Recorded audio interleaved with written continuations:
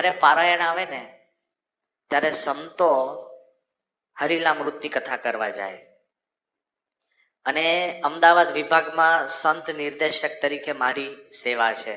એટલે કયા સંત ક્યાં જાય, કયા વિસ્તારમાં જાય એની ગોઠવણી કરવાની હોય.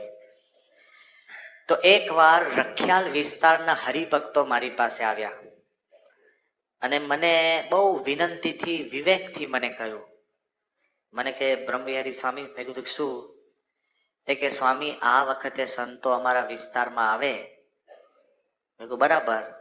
એ કે કૃપા કરીને એમને વિનંતી કરજો કે હરિલામૃતમાંથી પ્રેમજી વાણિયાનું આખ્યાન ન કરે. એટલે મેં કીધું કેમ? એ કે છેલ્લા 6 વર્ષથી પ્રેમજી વાણિયાનું જ આખ્યાન ચાલ્યું આવે છે. એટલે મેં તપાસ કરી અને જોયું તો રખિયાલ વિસ્તારમાં